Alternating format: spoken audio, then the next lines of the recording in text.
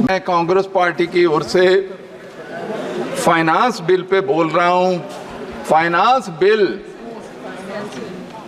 Basically taxation से संबंधित होता है कि टैक्स कौन सा लगता है, कौन छूटता है और क्या होता है। अगर ये बजट देखें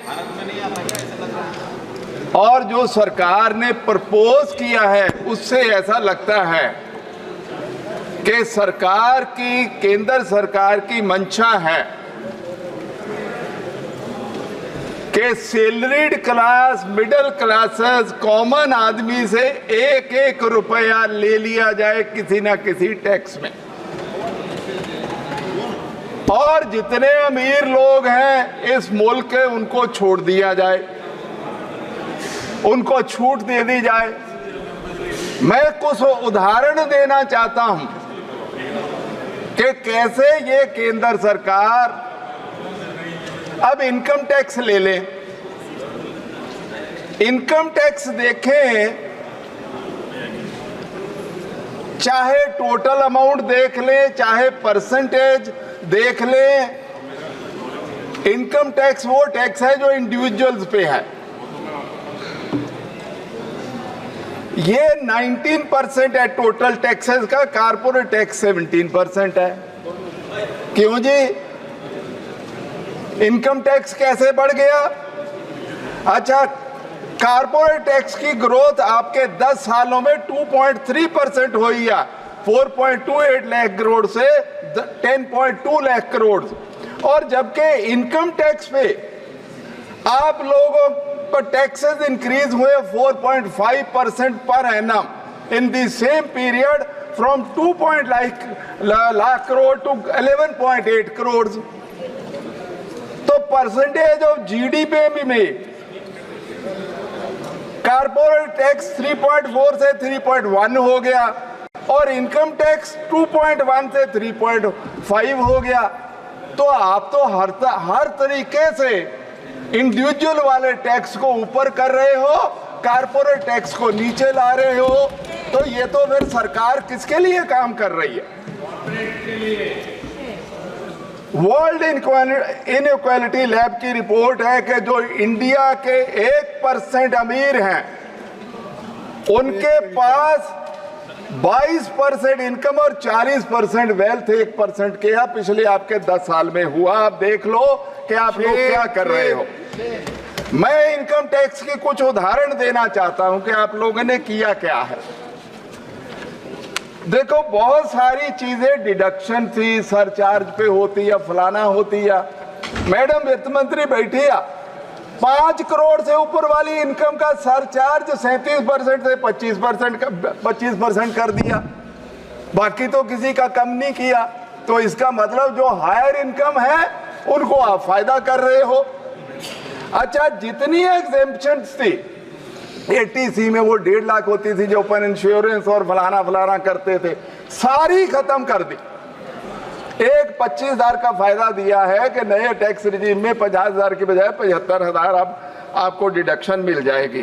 प्रोफेशनल टैक्स, एम्प्लॉयमेंट वाला, HRA पे, हाउस लोन पे बहुत सारा इंटरेस्ट वेवर मिलता था, 1 लाख 2 लाख, वो सारा खत्म कर दिया।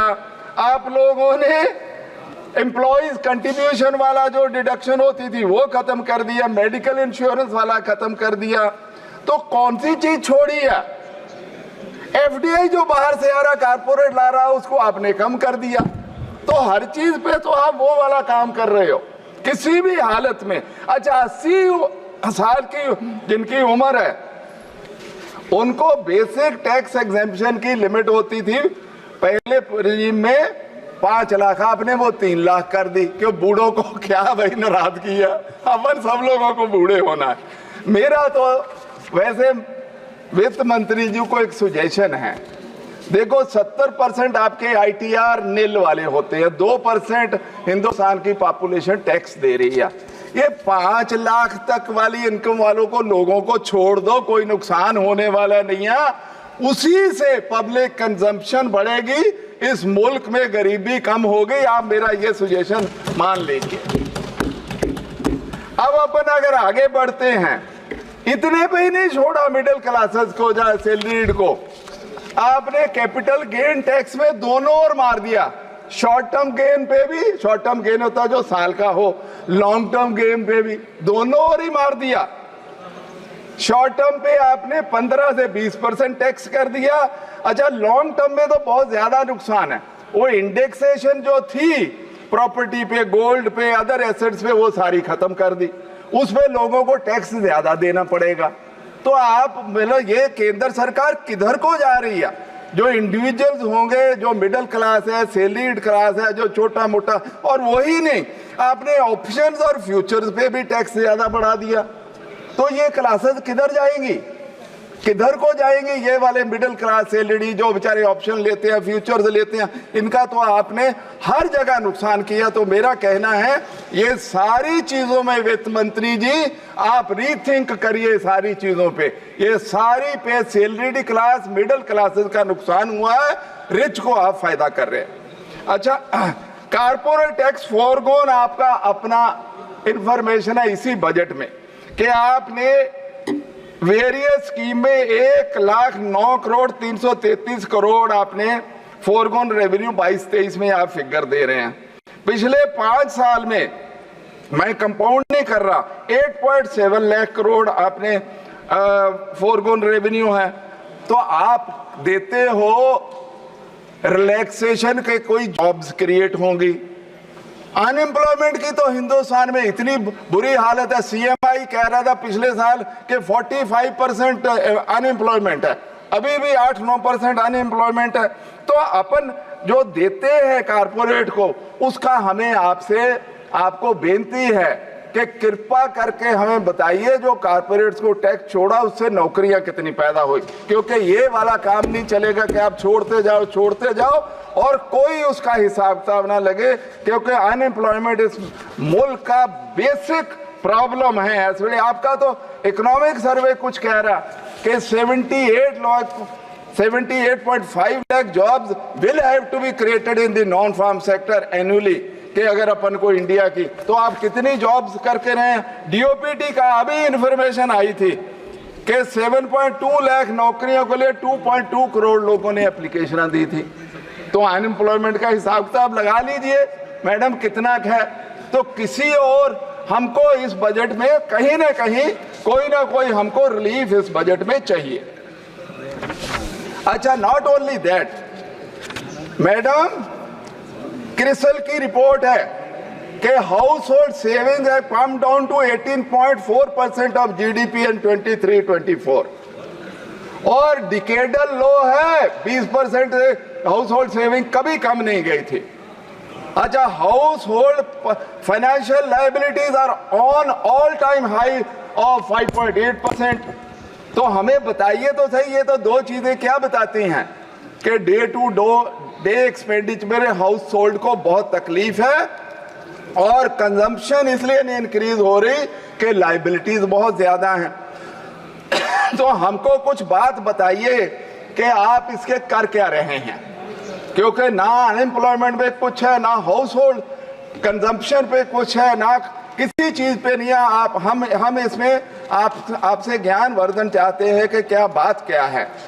अच्छा, इन्फ्लेशन पे कुछ नहीं आपने बताया, इस बजट में आप बोले ही नहीं, थोड़ा सा बोल के आपने मैडम उसको इशू को। अच्छा, WPI आपका 3.1 से, रिटेल 5.5, फूड इन्फ्लेशन तो करीब 10% है।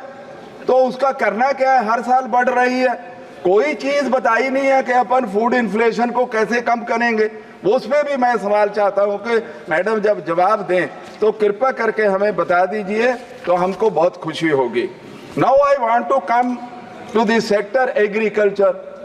50% आज भी पॉपुलेशन एग्रीकल्चर पे डिपेंडेंट है।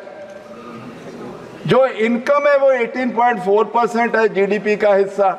तो दैट मीन्स 50% पॉपुलेशन के पास 18% इनकम पे वो जिंदा है। इसीलिए सारी प्रॉब्लम है फार्मर्स को और लेबरर्स को, चाहे वो सुसाइड हो रहे हैं, चाहे फार्मर कुछ कह रहा है, चाहे एजुटेशन चल रही है।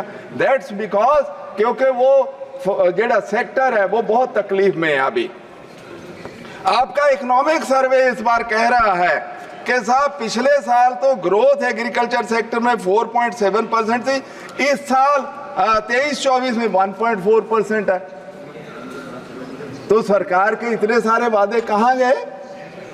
1.4% एग्रीकल्चर ग्रोथ, तो उनकी इनकम भी उतनी बड़ी होगी। दैट्स व्हाई एग्रीकल्चर सेक्टर में इतनी प्रॉब्लम हुई है। इसलिए अच्छा, आपका वादा है डबलिंग ऑफ इनकम बाय 2022, उसका क्या हुआ? एनएसएस होगा, आपका सर्वे का क्या 18-19 में 20 में 10,218 रुपए पर मंथ एक फार्मर की इनकम थी, तो अभी तक तो 22-25 हजार होनी चाहिए थी। मैडम प्लीज हमें बताइए कि अभी फार्मर की पर फैमिली की क्या इनकम है, हमें बताइए।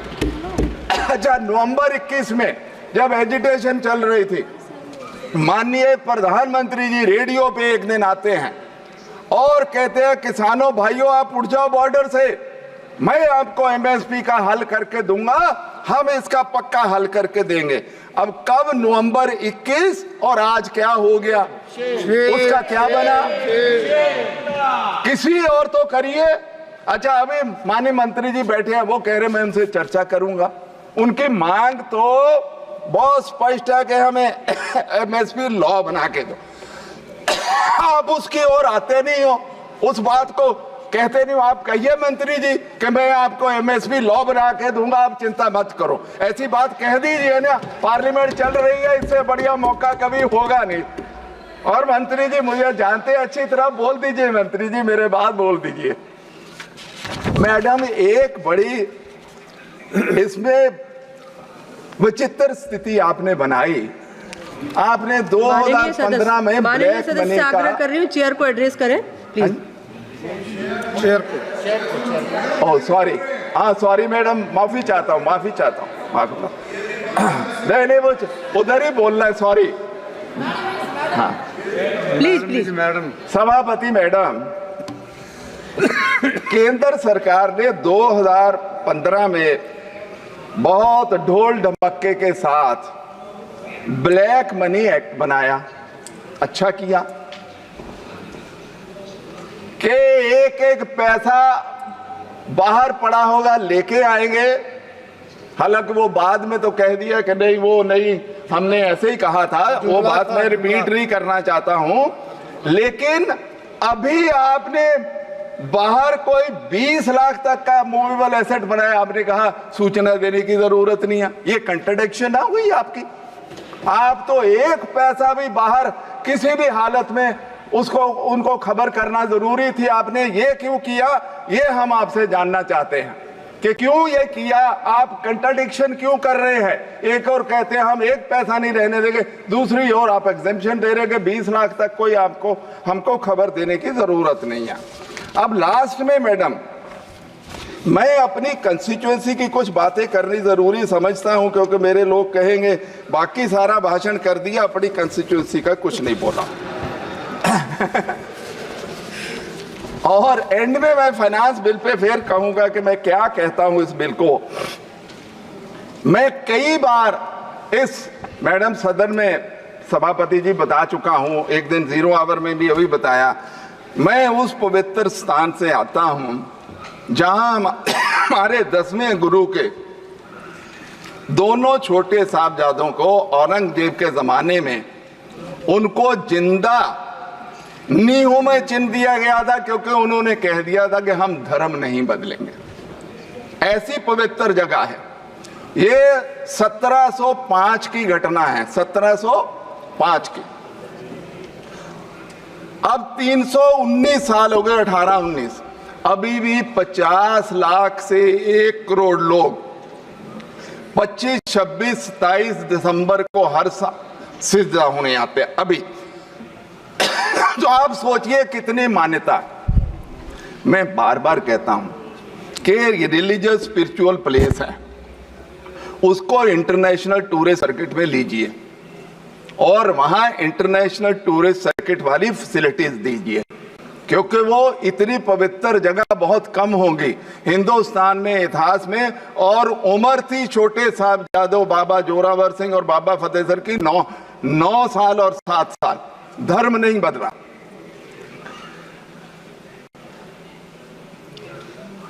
तो ये मेरा कहना है कि उसको इंटरनेशनल टूरिस्ट सर्किट की जगह दीजिए, इंटरनेशनल फैसिलिटीज दीजिए, ये सारी बातें वहां करने की जरूरत है। उसी तरीके से मेरी कंस्टिट्यूएंसी में कुछ एमएसएमई क्लस्टर्स हैं। मैडम साहब, मैडम वित्त मंत्री जी, सभापति जी, एक दो बार मिलके भी मैंने बात करी है। उनकी छोटी छोटी प्रॉब्लम्स है जीएसटी की, उनकी प्रॉब्लम्स है स्पेशल पैकेज की। मंडी गोविंदगढ़ बहुत इंपॉर्टेंट इलाका है, वहां स्टील टाउन उसको बोलते हैं, खन्ना है, दोराहा है, सानेवाल है, ये सारी जगह एमएसएमई इंडस्ट्री है। उनकी लुधियाना के तो एमपी साहब पीछे बैठे हैं, तो उनकी बहुत सारी प्रॉब्लम्स हैं। एक वो बहुत छोटा सा सुजेशन देते हैं, जो स्टील इंडस्ट्री वाले हैं वो स्क्रैप किया, ये सेकेंडरी सोर्स से बनाते हैं स्टील, प्राइमरी तो नहीं है इनके पास, आयरन ओर नहीं है। वो ये कहते हैं कि स्क्रैप पे 18% जीएसटी है, आप हमारे से ले लो, क्योंकि स्क्रैप वाला बेच के फिर पता नहीं गायब हो जाता है, फिर आप हमारे पे रिकवरी करते हो, तो हमारे से सीधा ही ले लो। आप काहे कि उसकी चिंता में पड़ते हो, टैक्स लेना, टैक्स हमारे से ले लीजिए। दूसरी बात, मैं मांगता आया हूं कि मेरे को मेडिकल कॉलेज दीजिए, एक ट्रॉमा सेंटर दीजिए, इंजीनियरिंग कॉलेज दे दीजिए, बहुत सारी बातें मांगता हूं, कोई मेरी मांग मानी नहीं गई है। आखिर के मैं ये कहना चाहता हूं मैडम, ये फाइनेंस बिल में जितनी टैक्सेशन प्रपोजल आपने दी, फाइनेंस पे बोलने दो, खुल के बोलने दो, ये जितनी प्रपोजल दी है, इसमें कोई भी कॉमन मैन के लिए अगर हो तो मैडम अपने जवाब में धन्यवाद गिना माननीय दीजिए। सदस्य, प्लीज। सारी की सारी रिच को सुविधा देने के लिए है, गरीबों के लिए, सैलरीड क्लास के लिए, मिडिल क्लास के लिए इस बिल में कुछ नहीं है। मैं इसका विरोध करता हूं।